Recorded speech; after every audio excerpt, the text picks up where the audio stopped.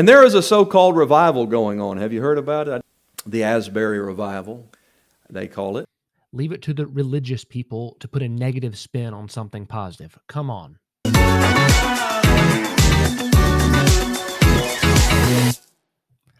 What's up, everybody? Welcome to the Chad Muncie Show. Thank you so much for joining me today. Hey, I want to jump into this whole Asbury Revival thing. I am rebranding my channel right now, so thank you so much for watching. I am going to cover current events and things that are important to me as a father, as a husband, as someone who wants to lead my family and be a leader in the community. These things are important, and so that's what I want to cover. So let's jump right in. The Asbury Revival has been going on now for a week, maybe a little over a week, and it's an incredible movement. People are calling it a revival. Some people are calling it a move of God. Whatever people are calling it, I want to jump into the people that are naysayers, the people that are saying this thing is not of God.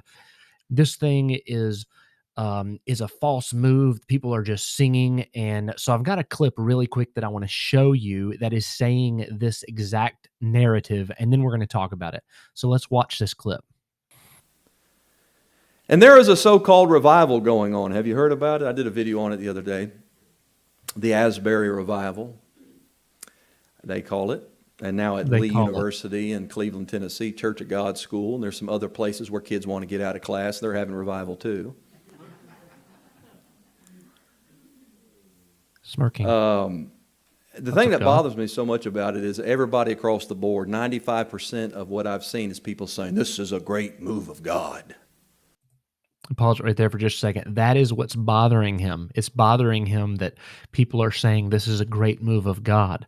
There are a bazillion things in the news that he could be preaching on, but he chooses the thing that could actually be of God. If he's not sure God's in there, or there's some people that are actually being affected, being drawn in, and actually having their life transformed, he may not want to pick on that. Why don't you pick on something else that's happening in the news? Let's keep going.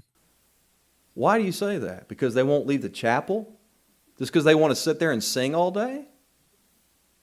Do you find that in the Bible? So let's talk about that for just a second. If you go to your phone or your computer and you look up passages in the Bible that involve singing or music, there are, I believe there are over 400. It's mentioned 400 or more than 400 times, music in the scripture.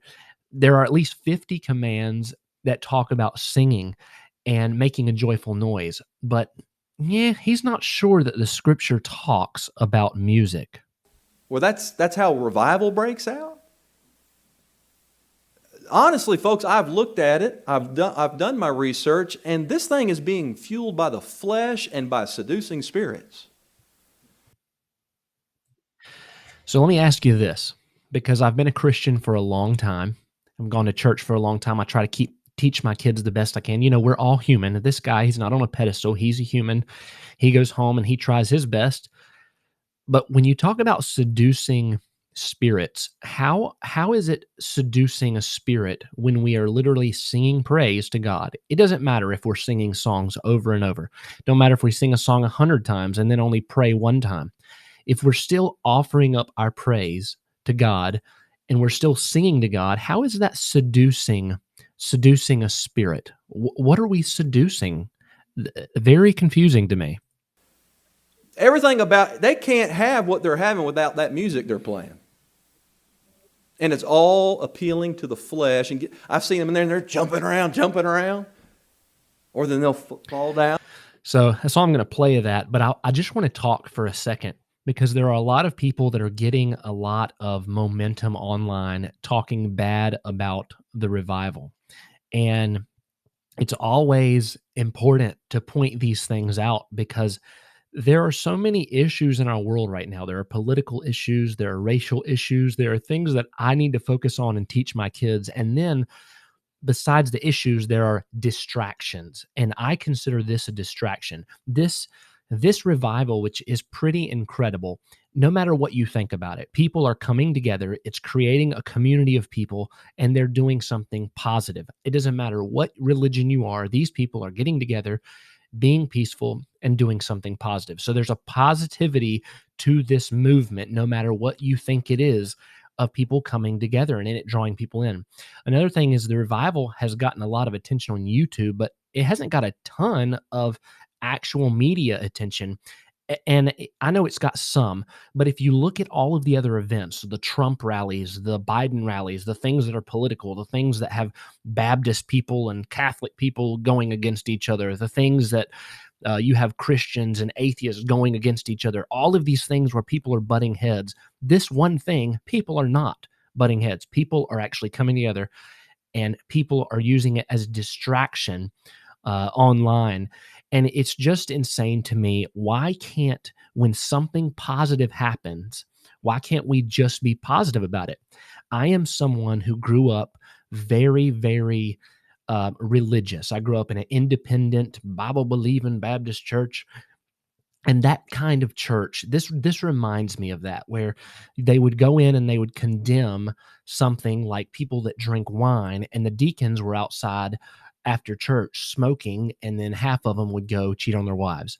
So it's a little frustrating to me, because this reminds me of that atmosphere, and that atmosphere is oppressive. It pulls you down, it weighs on you.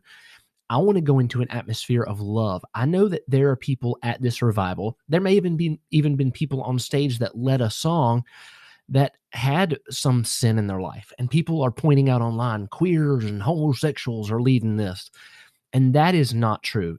There probably was some homosexuals, people who claim to be gay at the Asbury Revival. Does that make the revival bad? No, it doesn't. It just means that there are people that had sin in their life that were at the revival, just like this guy's church. There are people in that church who have probably committed adultery, people who are severely obese because they're a glutton and they eat too much, people who are alcoholics, people who are abusive and aggressive to their family. But why are we concentrating on what's at that revival and just talk about the positive, incredible movement that it actually is? That's what I wanted to say today. I want to know what your opinion of the Asbury Revival is. So comment below, and I'm going to be putting out a ton more episodes. So please subscribe, comment on the video, like the video, and let me know if you have any topic that you want me to cover. Have a great day.